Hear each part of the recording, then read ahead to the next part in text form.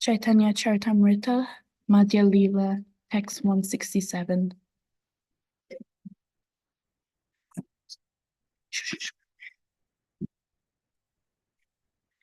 When first-class devotional service develops, one must be devoid of all material desires, knowledge obtained by monistic philosophy, and fruitive action. The devotee must constantly serve Krishna favorably as Krishna desires. Purport. This verse is also found in Śrīla Rūpa Gosvāmī's Bhakti Rasamrita Sindhu. As we can understand from the Bhagavad Gita, chapter 9, text 34, and chapter 18, text 65, the Supreme Personality of Godhead wants everyone to think of him always, man mana bhava mat bhakta.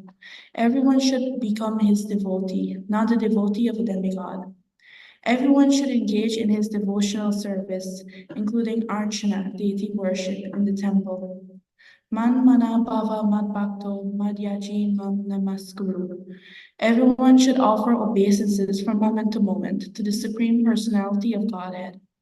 These are the desires of the Supreme Lord, and one who fulfills his desires favorably is actually a pure devotee.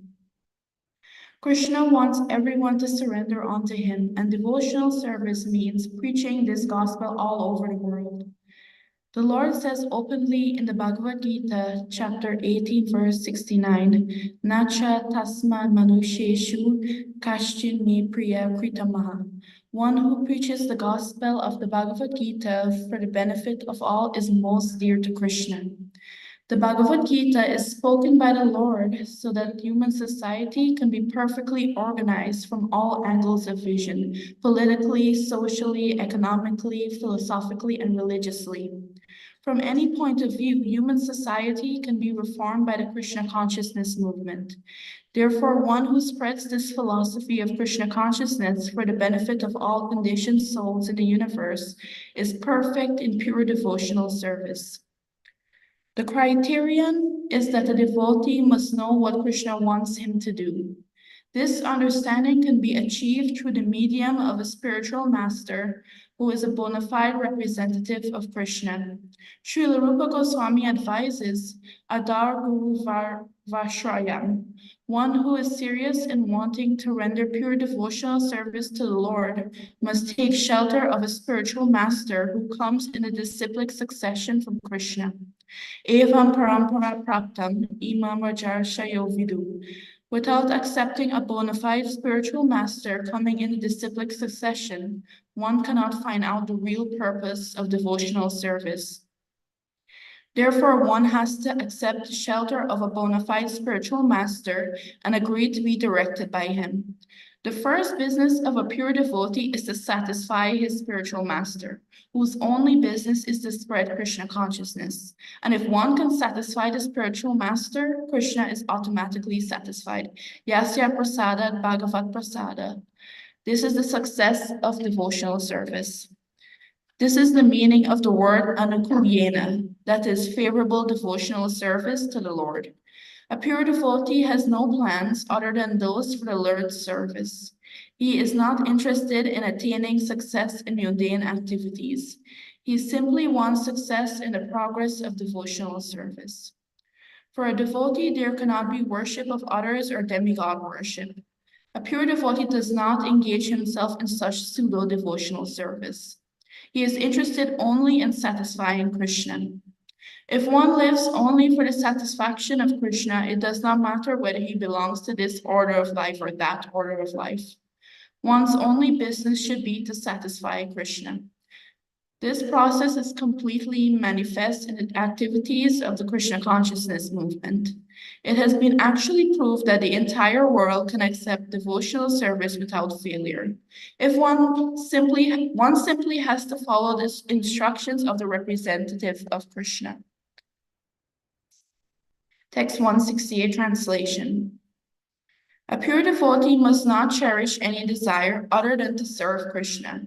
He should not offer worship to the demigods or to mundane personalities. He should not cultivate artificial knowledge which is devoid of Krishna consciousness.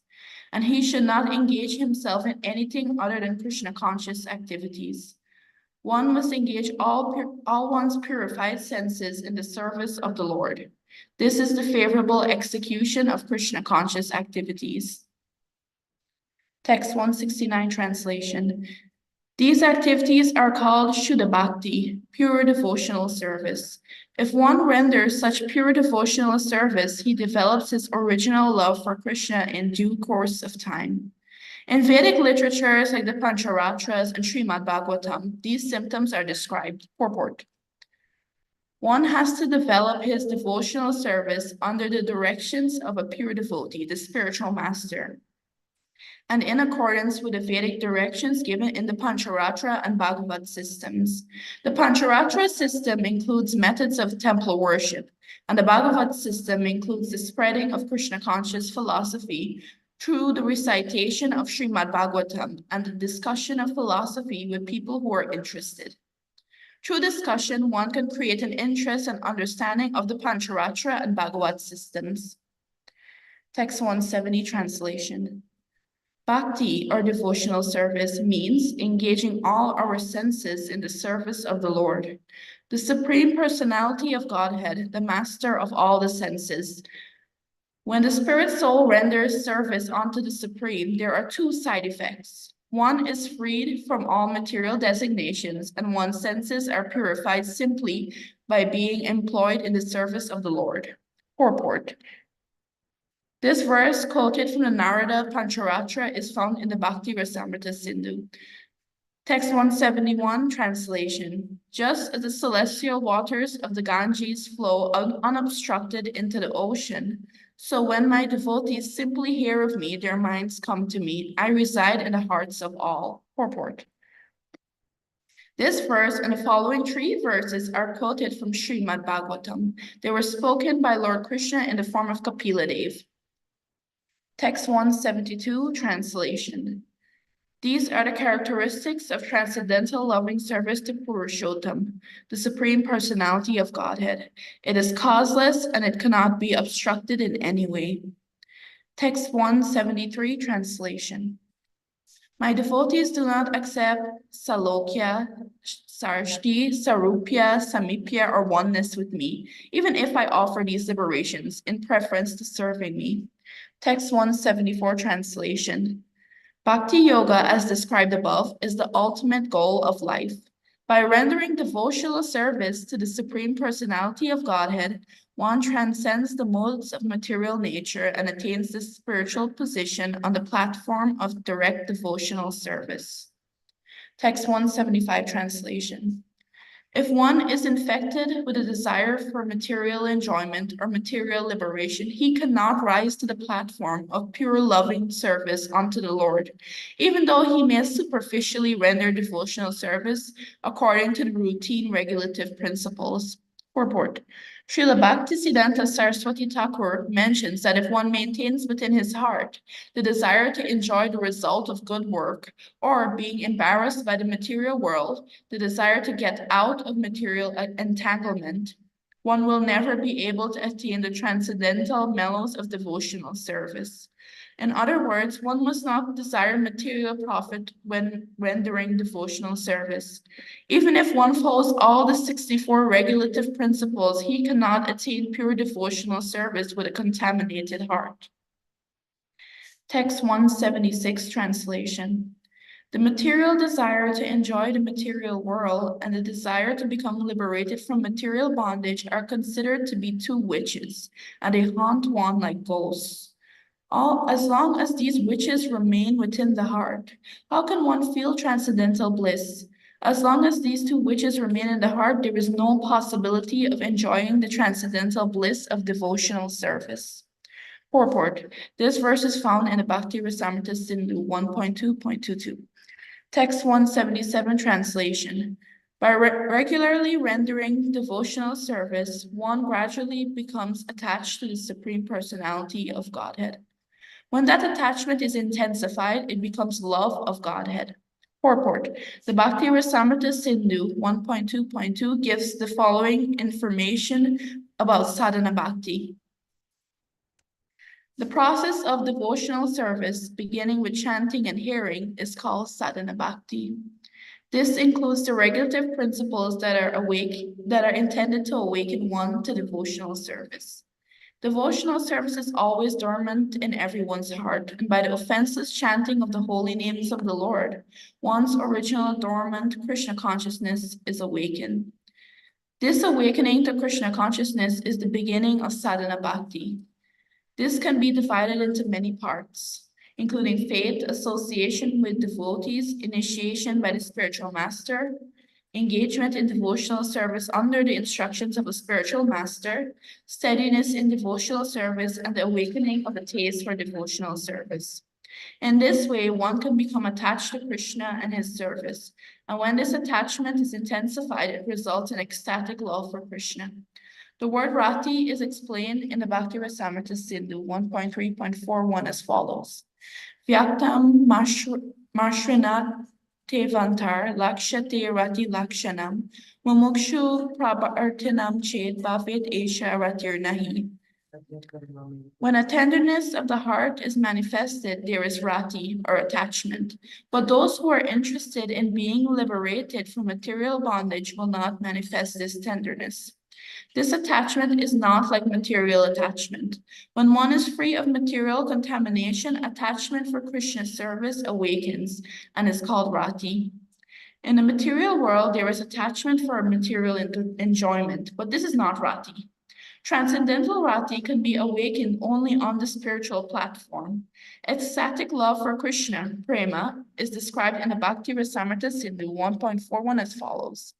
Samyan mashnita swanto, mama twatishayan kita, bhavasa eva sandratma, budai prema nigadyate.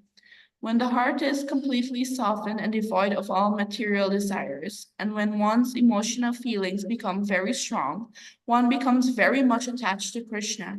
Such purified emotion is known as pure love. Text 178 translation. The basic aspects of prema, when gradually increasing to different states, are affection, abhorrence, love, attachment, further attachment, ecstasy, and great ecstasy. Purport. In the Bhakti Rasamrita Sindhu 3.2.84, sneha, affection, is described as follows. Sandraschita dravam kurvan prema sneha itiryate shani kashyapi neha sad vishleshaya sahisnita. That aspect of prema in which the melting of the heart for the lover is concentrated is called sneha, or affection. The symptom of such affection is that the lover cannot for a moment remain without the association of the beloved. A description of mana can be found in Madhya Lila, chapter 2, verse 66. Similarly, a description of pranaya is also there. As far as raga is concerned, the Bhakti Rasamrita Sindhu 3.2.87 says, Sneha sa rago yena syat.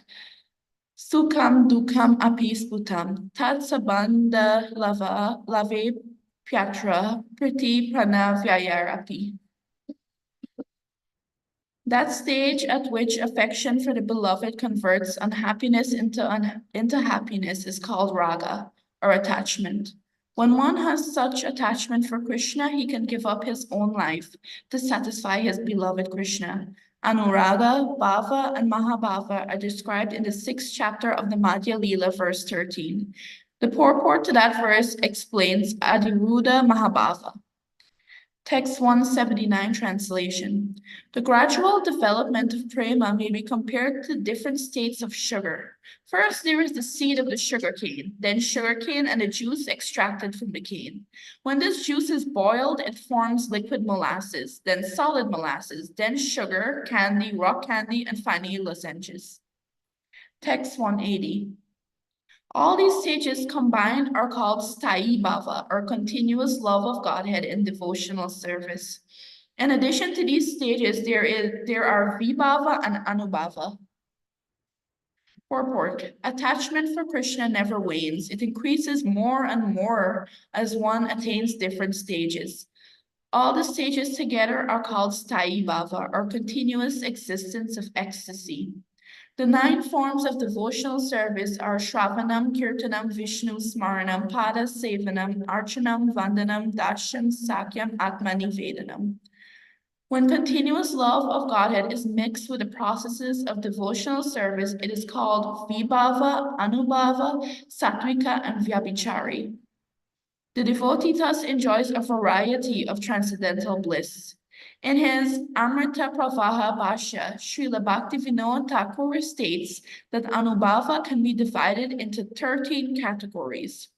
1. Dancing, rolling on the ground, singing, yelling, jumping, making loud noises, yawning, heavy breathing, not caring for public opinion, discharging saliva, roaring laughter, unsteadiness, and hiccuping. These are the symptoms of Anubhava. Thus, the transcendental mellows are experienced in different stages. Similarly, there are many other forms of expression that have been analytically studied by the Goswāmīs. In the Bhakti Rasamrita Sindhu, Rūpa Gosvāmī gives each and every symptom a particular name. Text 181, translation. When the higher standard of ecstatic love is mixed with the symptoms of Sattvika and Vyabhichari, the devotee relishes the transcendental bliss of loving Krishna in a variety of nectarian tastes. Text 182, translation. These tastes are like a combination of yogurt, sugar candy, ghee, clarified butter, black pepper, and camphor, and are as palatable as sweet nectar. Text 183 to 184, translation. According to the devotee, attachment falls within the 5 categories of Shantarati, Dasharati, Sakyarati, Vatsalyarati, and Madhurarati. These 5 categories arise from the devotee's different attachments to the Supreme Personality of Godhead. The transcendental mellows derived from devotional service are also of 5 varieties. Purport. Shantarati is described in Bhakti Rasamrita Sindhu 2.5.16 to 18 as follows. Manase nirvikalpatvam shama ityabhidhyate. When one is completely free from all doubts and material attachments, he attains the neutral position called Shanta. Vihaya Vishayonkyam Nijananda Stitiryata Atmana Katyate Sotra Vabhava Shama Ityasu. Praya Shama Pradananam Mamata Ganda Varjita Paramatmataya Krishne Jata Shanti Ratirmata. The Shantarati realization of Krishna is in the neutral stage between the conception of impersonalism and personalism. This means that one is not very strongly attached to the personal feature of the Lord. An appreciation of the greatness of the Lord is called Shantarati. This attachment not to the personal feature but to the impersonal feature. Generally, one in this stage is attached to the Paramatma feature of the Supreme Personality of Godhead. Ishvara Sarva Bhutanam Hrideshe Junas Tistati Brahmayan Sarva Bhutani Yantra Rudani Mayaya. The Supreme Lord is situated in everyone's heart, O Arjun, and is directing the wanderings of all living entities who are seated as on a machine made of the material energy. Bhagavad Gita chapter 18, verse 61. On the strength of this statement from the Bhagavad Gita, we can understand that in Shantarasa, a devotee sees the Lord's representation everywhere. Dasharati is explained in the Bhakti Rasamrita Sindhu 2.5.27 thus. Swasmad bhavanti ye nunas te nugrahya harir mata aradyat vatmika tesham rati pratir itirita. Tatra Sakti Krid Yatra Priti Samharini Hyaso. When the Supreme Lord in his localized aspect is appreciated and a great devotee understands his subordinate position, not only does he surrender to the Supreme Personality of Godhead, but due to his subordinate position, he wishes to render some service and thus become favored by the Supreme Personality of Godhead. A devotee in Shantarati is not very much willing to render service to the Lord, but a devotee in Dasharati voluntarily wants to render service. Due to this attitude, the devotee in Dasharati realizes the Supreme Personality of Godhead more fully than a devotee in Shantarati.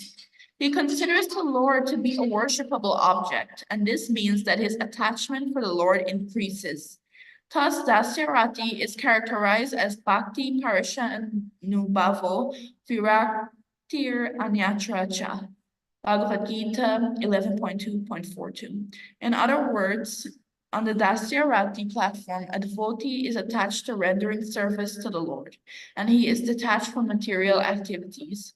Shantarati is neither material nor spiritual, but Dasharati is actually on the spiritual platform. There is no attachment for material things on the spiritual platform. Viraktir Anyatracha. A devotee in Dasyarati has no attachment for anything but Krishna's service. Sakyarati is described in the Bhakti Rasamrita Sindhu 2.5.30 as follows. Yesus tulya mukundasya te sakaya satamata samyat vishramba rupaisham rati sakyam iho chati. According to the opinion of advanced devotees and learned scholars, a devotee in Sakyarati feels equal to the Supreme Personality of Godhead. This is a relationship in friendship. Due to having a friendly relationship with the Lord, not only is one free from material attachment, but one believes in equal dealings with the Supreme Personality of Godhead. This is called Sakyarati. The Sakyarati devotee is so advanced that he treats the Lord on an equal level and even exchanges joking words with him. Although one is never equal to the Supreme Personality of Godhead, the Sakyarati devotee feels equal to the Lord, and he does not feel guilty because of this. Usually it is offensive to consider oneself equal to the Lord. The Mayavadis, for example, consider themselves equal to the Lord. But such feelings entail bereavement because they are material. Sakyarati, however, is a feeling experienced in the mind by a pure devotee, and he is eternally related with the Supreme Personality of Godhead in that feeling. Vatsalyarati is described as follows in the Bhakti Rasamrita Sindhu 2.5.33. Guravoye harir asya te puja iti vishruta anugraha maite sham ratir vatsalyam uchyate idam lalana bhavyashish chibukas sparna shanadi krit. When a living entity is situated on the platform of Vatsalyarati, he thinks of the Supreme Personality of Godhead in his childhood feature. In this feature, the Lord has to be protected by the devotee, and at this time, the devotee takes the position of being worshipped by the Supreme Personality of Godhead. These feelings of parental love are called Vatsalyarati. When the devotee is situated on this platform, he wants to maintain the Lord like a son, and he desires all good fortune for the Lord. He offers blessing to the Lord by touching his feet and head. Madhurarati, or attachment in conjugal love, is described as follows. Mito harir migakyascha sambo gashadi karanam madhura para paryaya priyatakyodi tarati asyam kataksha bru kshepa priyavani smitadaya. Madhurarati, the conjugal relationship experienced between the Supreme Personality of Godhead and the young damsels of Rajabhumi, continually exists in 8 kinds of remembrances. This intimate relationship brought about by conjugal love produces movements of the eyebrows, glancing, sweet words, and exchanges of joking words. Text 185, translation. The chief transcendental mellows experienced with the Supreme Personality of Godhead are 5: Shanta, Dasya, Sakya, Vatsalya, and Madhura. Purport. Shanta Bhakti Rasa is described in the Bhakti Rasamrita Sindhu 3.1.4-6 as follows. Vakshamanair vibhavadyai Shaminam Swadyatam Gata Stayi Shanti Ratir Dirai Shanta Bhakti Rasa Smrita. Prayasva sukha jatiyam, sukham sad atra yoginam, quintatma sokyam aganam, ganam tvisha mayam sukham, tatra pisha swarupanu, bhavasha voru hituta, dasadi vanmano yadva, liladir natata mata. When Shanta Rati, neutral attraction exists continuously and is mixed with ecstatic emotion, and when the devotee relishes that neutral position, it is called Shanta Bhakti Rasa. Shanta Bhakti Rasa devotees generally relish the impersonal feature of the Supreme Personality of Godhead. Since their taste of transcendental bliss is incomplete, it is called agana, or not concentrated. A comparison is made between ordinary milk and concentrated milk. When the same devotee goes beyond the impersonal and tastes the service of the Supreme Personality of Godhead in his original form as Sachid Ananda Vigraha, his transcendental blissful body complete in knowledge and eternity, the taste is called concentrated or gana, transcendental bliss. Sometimes the devotees in Shanta Rasa relish transcendental bliss after meeting the Supreme Personality of Godhead, but this is not comparable to the transcendental bliss relished by the devotees situated in Dasya Rasa, the transcendental mellow in which one renders service to the Supreme Personality of Godhead. Dasya Rasa or Dasya Bhakti Rasa is described in the Bhakti Rasamrita Sindhu 3.2.3-4 as follows.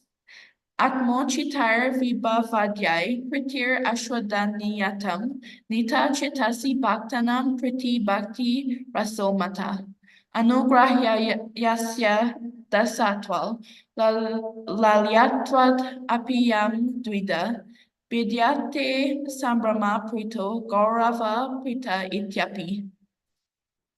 When, according to his desires, the living entity develops love for the Supreme Personality of Godhead, this beginning stage of love is called Dasya Bhakti Rasa.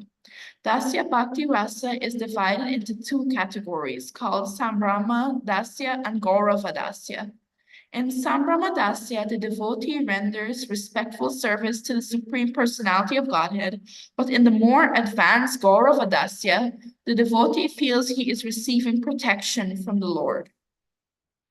Sakya Bhakti Rasa is described as follows in the Bhakti Rasamrita Sindhu 3.3.1. Stai bhavo vibhavadyai sakyam atmachitariha nitas chite satam pushtim rasa prayan udiryati. According to one's original consciousness, ecstatic emotions may be exhibited as continually existing in fraternity. When this stage of Krishna consciousness is mature, it is called Preyo Rasa or Sakya Bhakti Rasa. Vatsalya Bhakti Rasa is described in the Bhakti Rasamrita Sindhu 3.4.1 as follows. Vibhavadyais tu vatsalyam stai pushtim upagata esha vatsala namatra prokto bhakti raso budai. When eternally existing love of Godhead transforms into parental love and is mixed with corresponding emotions, that stage of spiritual existence is described by learned devotees as Vatsalya Bhakti Rasa. Madhura Bhakti Rasa is described in the Bhakti Rasamrita Sindhu 3.5.1 as follows. Atmochitar vibhavadyai pushtimita satamhridi madhura kyo bhaved bhakti raso sa madhura rati. If in accordance with one's own natural development in Krishna consciousness, one's attraction leans towards conjugal love within the heart, that is called attachment in conjugal love or Madhura Rasa. Text 186 translation. Besides the 5 direct mellows, there are 7 indirect mellows, known as laughter, wonder, chivalry, compassion, anger, disaster, and fear. Purport. This verse is found in the Bhakti Rasamrita Sindhu 2.5.116. Text 187, translation. In addition to the 5 direct mellows, there are 7 indirect mellows, known as laughter, wonder, chivalry, compassion, anger, disaster, and fear.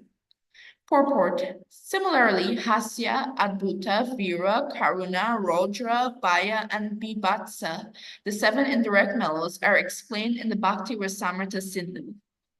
The Hasya Bhakti Rasa, laughing devotion, is explained as follows. Bhakti Rasamrita Sindhu 4.1.6. Vakshamanair vibhavadyai pushtim hasa ratirgata hasya bhakti raso nama buddhar esha nigadyate. When through devotional service a laughing attachment to Krishna is developed, it is called Hasya Bhakti Rasa by learned scholars.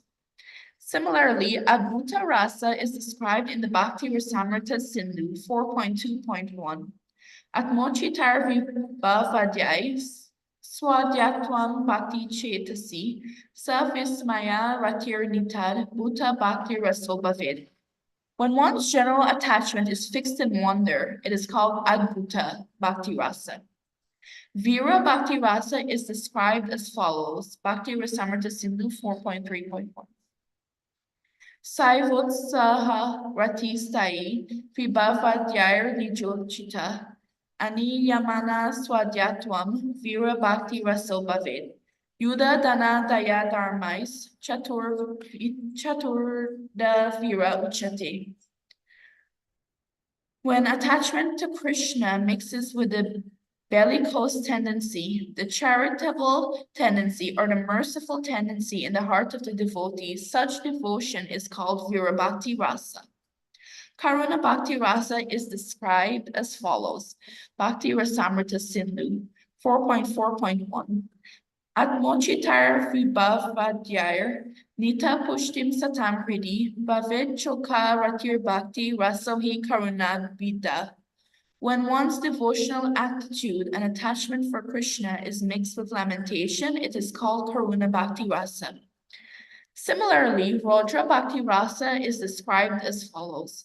Bhakti Rasamrita Sindhu 4.5.1.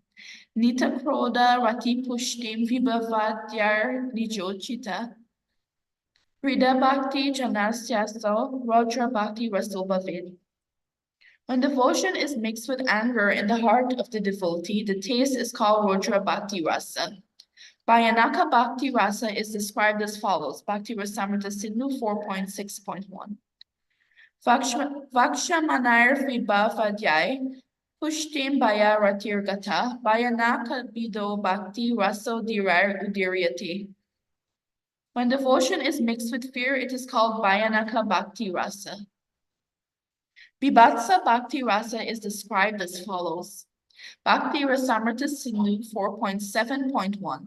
Pushtim Nija Vibhavadhyar Jugupsa Ratir Agata Asau Bhakti Raso Dirar Vibhatsakya Itiryati.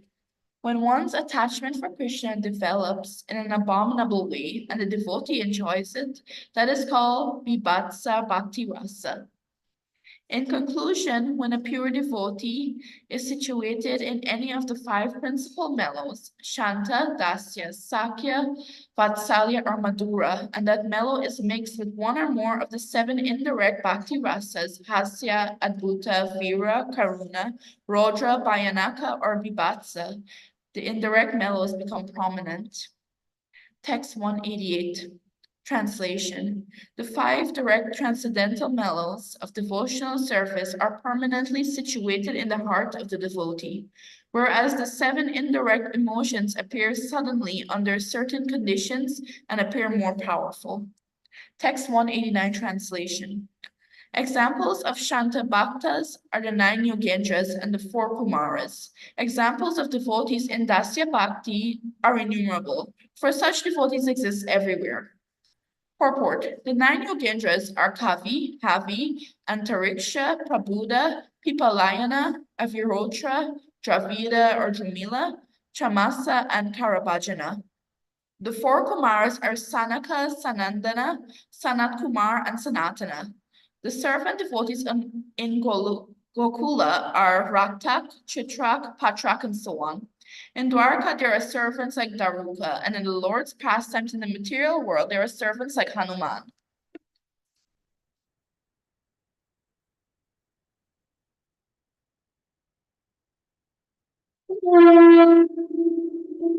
Text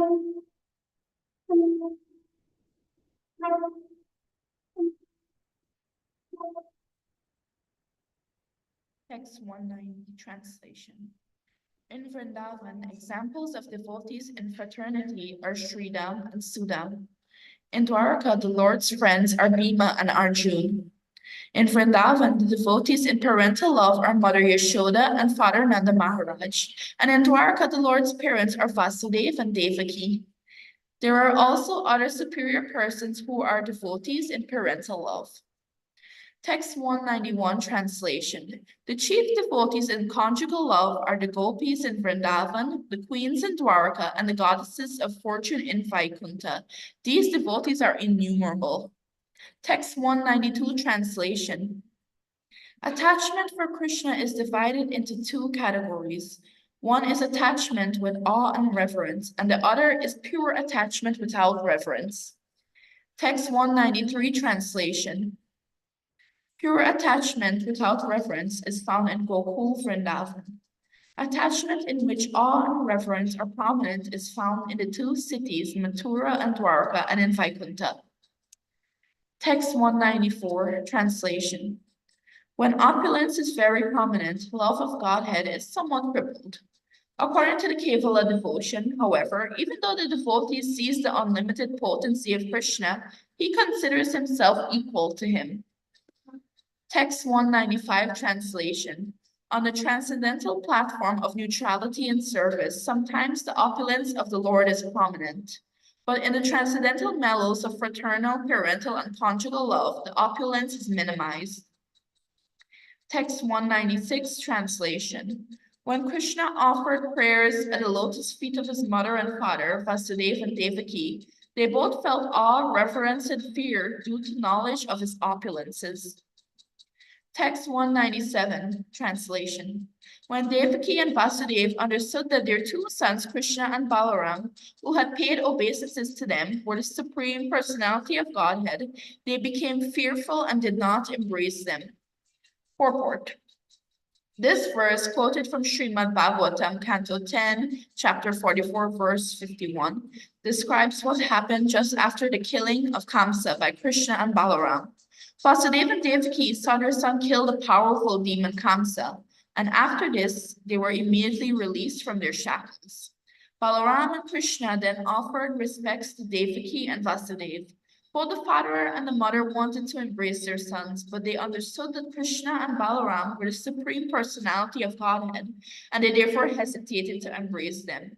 Their parental love for Krishna and Balaram was therefore hampered and decreased by awe and reverence. Text 198, translation. When Krishna manifested his universal form, Arjuna became reverent and fearful, and he begged forgiveness for his past impudence towards Krishna as a friend. Text 199 to 200. Translation. Taking of you as my friend, I have rashly addressed you, O Krishna, O Yadava, O my friend. Not knowing your glories, please forgive whatever I may have done in madness or in love. I have dishonored you many times, jesting as we relax, lay on the same bed, or sat or ate together, sometimes alone and sometimes in front of many friends. O infallible one, please excuse me for all those offenses. Purport. This is a quotation from the Bhagavad Gita, 11.41 to 42. In this verse, Arjuna is addressing Krishna, who was exhibiting his universal form on the battlefield of Kurukshetra. Text 201, translation. Although Krishna was joking with Queen Rukmini, she was thinking that he was going to give up her company, and she was therefore shocked. Text 202, translation. While Krishna was joking with Rukmini in Dwarka, she was full of distress, fear, and lamentation. She had also lost her intelligence. She dropped her hand bangles and the fan she was using to fan the Lord. Her hair became disarrayed as she fainted and fell suddenly, appearing like a banana tree knocked down by high winds. Purport. This verse from Srimad Bhagavatam, Canto 10, Chapter 60, verse 24, refers to Krishna speaking to Rukmini in his bedroom. Just to test her sincerity, he began to joke with her, presenting himself as poor, incapable, and unfit to be her lover. Not understanding that he was joking, Rukmini took him seriously and thought that he wanted to leave her company. This misunderstanding made her very unhappy, and her whole body was affected. Her fan and bangles fell to the floor, and she also fell down like a banana tree knocked down by high winds. Text 203 translation. In the stage of Kevala, unalloyed devotion, a devotee does not consider the unlimited opulence of Krishna, even though he experiences it. He takes seriously only his own relationship with Krishna. Purport. When a devotee reaches the stage of pure unalloyed devotion, especially in friendship with Krishna, he forgets the Lord's opulences, although he sees them, and he considers himself equal to the Lord, to Krishna. There is no question of actually comparing oneself to Krishna, but because the devotee is so advanced in Krishna consciousness, he is able to behave with Krishna as he would with an ordinary man. Text 204 translation. When Mother Yashoda saw all the universes within Krishna's mouth, she was astonished for the time being. The Lord is worshipped like Indra and other demigods by the followers of the three Vedas who offer him sacrifices. He is worshipped as impersonal Brahman by saintly persons who understand his greatness through studying the Upanishads, as the Purusha by great philosophers who analytically study the universe, as the all-pervading supersoul by great yogis, and as the supreme personality of Godhead by devotees. Nevertheless, Mother Yashoda considered the Lord her own son. Purport. This verse is quoted from Srimad Bhagavatam, Canto 10, Chapter 8, verse 45. Those who are spiritually advanced forget Krishna's opulence by the mercy of Yogamaya. For instance, Mother Yashoda considered Krishna an ordinary child. Text 205 translation. Although Krishna is beyond sense perception and is unmanifest to human beings, he takes up the guise of a human being with a material body. Thus, Mother Yashoda taught him to be her son, and she bound Lord Krishna with rope to a wooden mortar, as if he were an ordinary child. Purport. This verse from Srimad Bhagavatam, Canto 10.9.14, is in reference to Lord Krishna's exhibiting himself like an ordinary child before Mother Yashoda. He was playing like a naughty boy, stealing butter and breaking butter pots. Mother Yashoda became disturbed and wanted to bind the Lord to a mortar used for pounding spices. In other words, she considered the Supreme Personality of Godhead an ordinary child. Text 206, translation. When Krishna was defeated by Śrīla, he had to carry him on his shoulders. Similarly, Vajrasena carried Vrishabha and Pralamba carried Balaram, the son of Rohini. Purport. This verse is from Srimad Bhagavatam, Canto 10, Chapter 18, verse 24. When all the cowherd boys were playing in the forest of Vrindavan, the demon Pralambasura appeared in order to kidnap Krishna and Balaram. The Asura appeared disguised in the form of a cowherd boy, but Krishna could understand his trick. Krishna therefore divided all the cowherd boys into two parties. One party belonged to Balaram, and the other party belonged to Krishna himself. Ultimately, Krishna was defeated in this play, and according to the wager, the defeated party had to carry the victorious party on their shoulders. Krishna had to carry Sridham on his shoulders, and Vajrasena had to carry Vrishabha. The demon Pralambasura had to carry Balaram, and when Balaram mounted his shoulders, the demon ran far away. Finally, the demon began to expand his body to a gigantic size, and Balaram understood that he intended to kill him. Balaram immediately struck the demon's head with his strong fist, and the demon fell down dead as if he were a snake whose head had been smashed. Text 207 to 209. Translation. My dearmost Krishna, you are worshipping me and giving up the company of all the other gopis who wanted to enjoy themselves with you. Thinking like this, Srimati Radharani considered herself Krishna's most beloved gopi. She had become proud and had left a rasa lila with Krishna. In the deep forest, she said, My dear Krishna, I cannot walk anymore. You can take me wherever you like.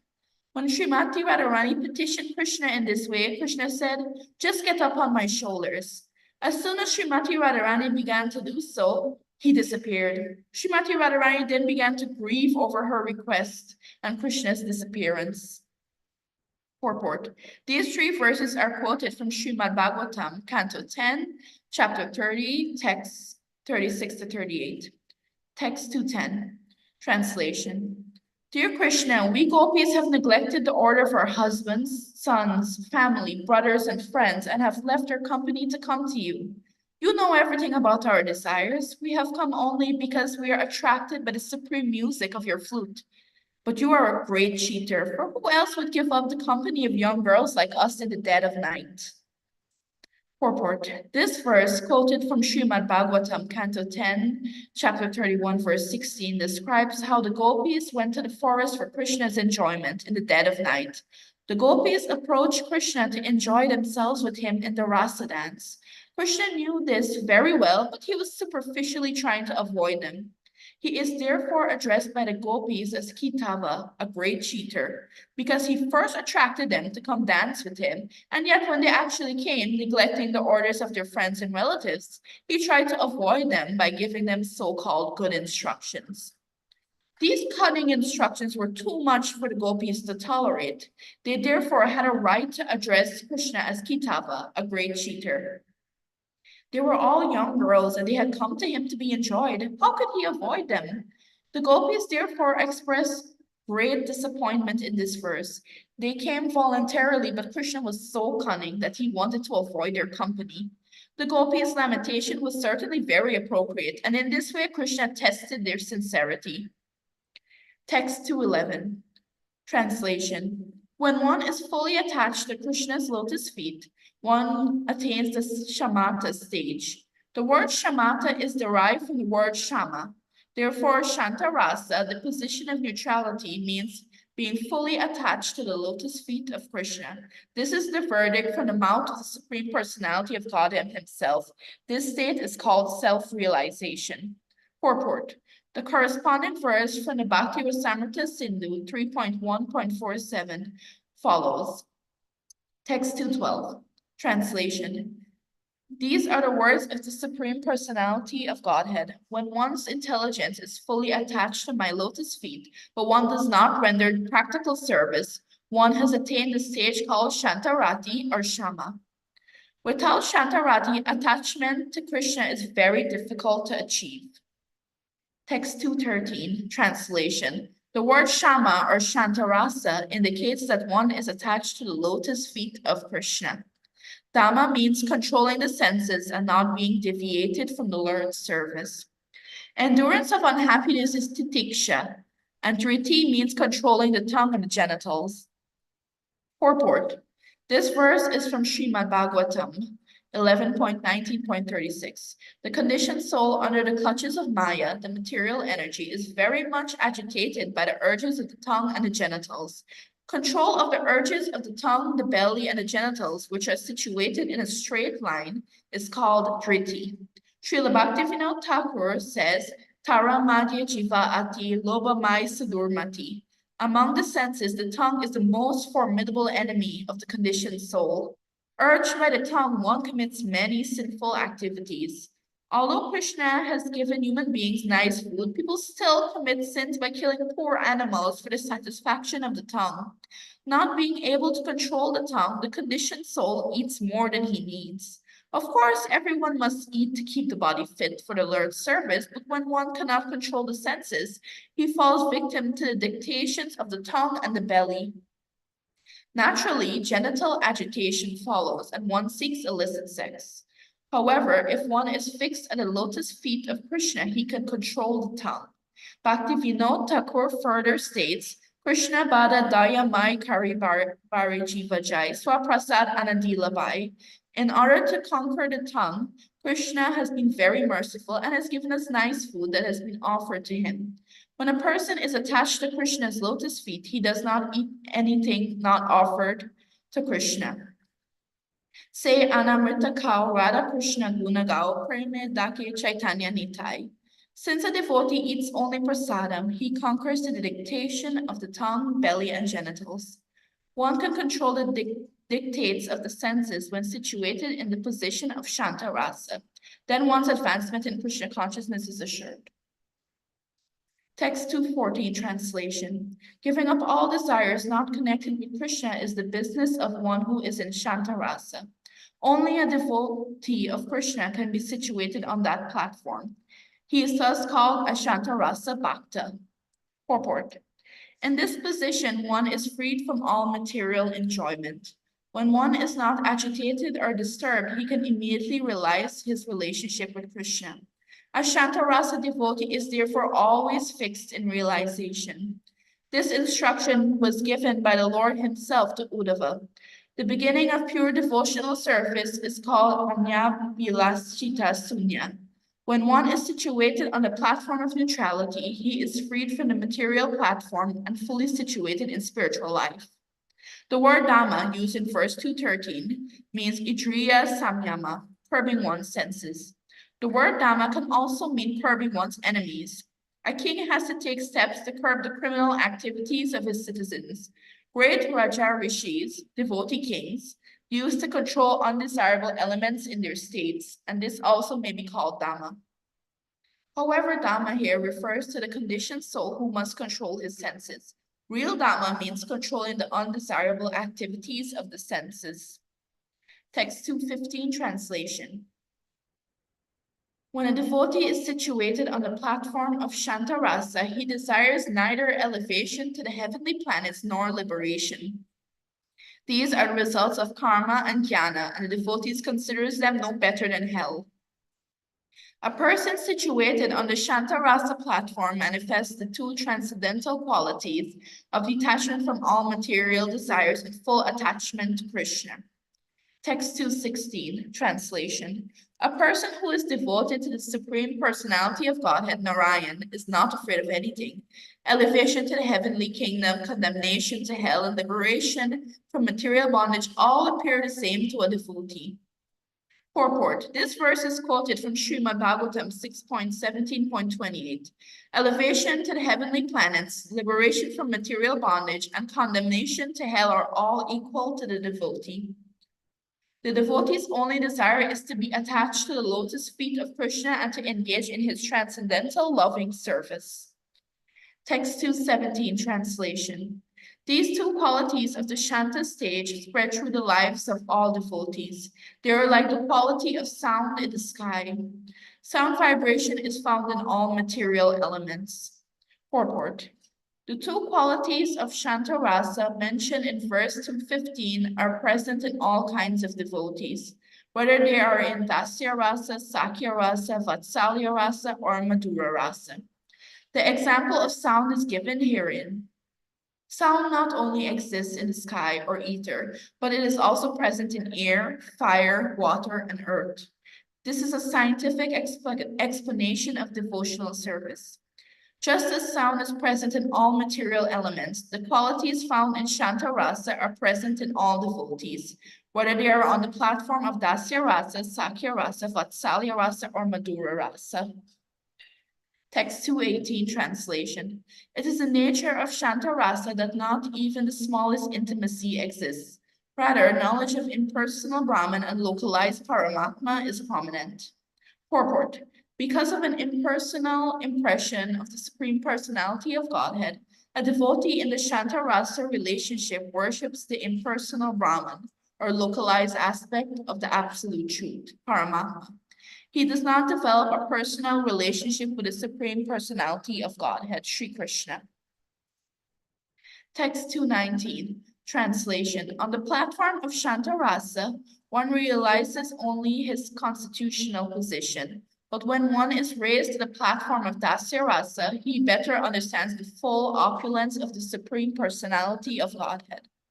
Text 220, translation. On the Dasya Rasa platform, knowledge of the Supreme Personality of Godhead is revealed with awe and veneration.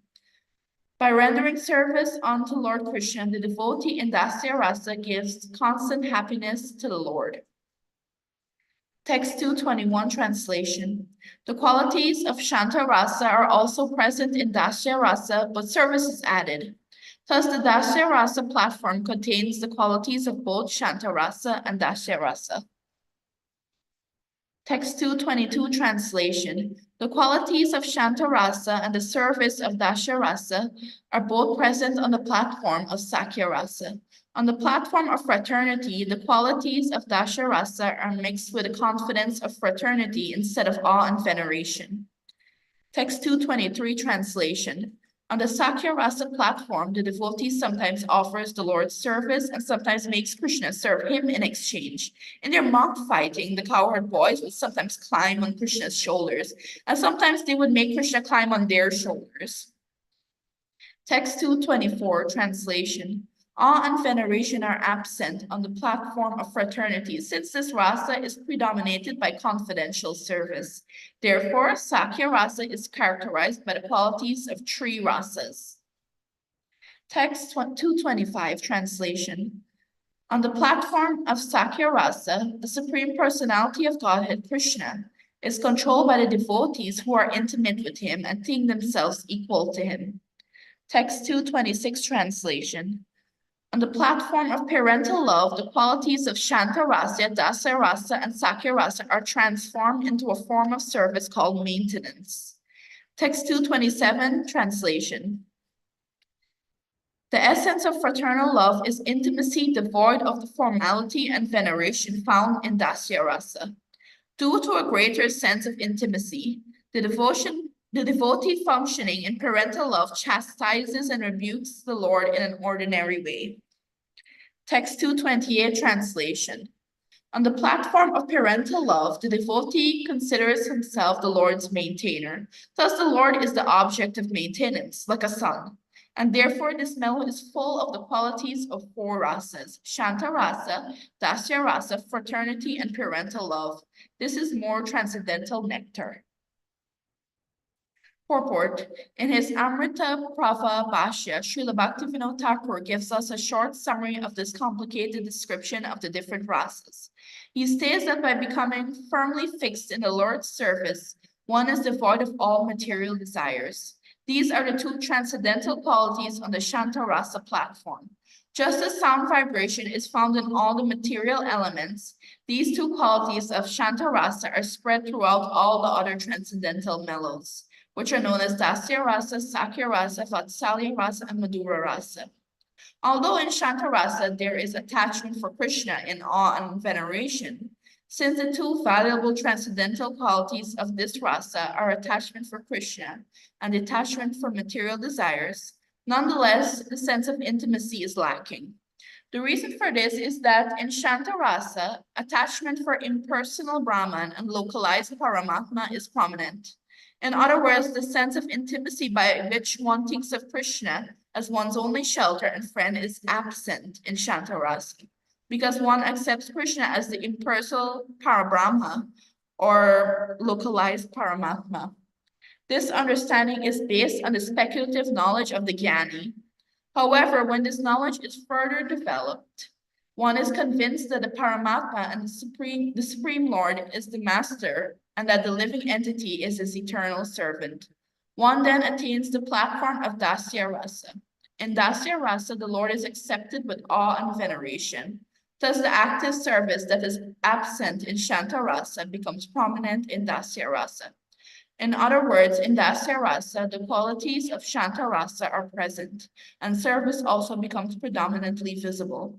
Similarly, when this same rasa is developed into fraternity, Sakya Rasa, a friendly intimacy is added. There is no awe or veneration in Sakya Rasa. Therefore, Sakya Rasa is invested with the qualities of three rasas: Shanta, Dasya, and Sakya.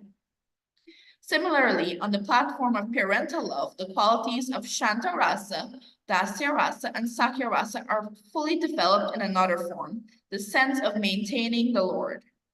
Therefore, on the platform of parental love, there exists a combination of the qualities of four transcendental mellows: Shanta, Dasya, Sakya, and parenthood.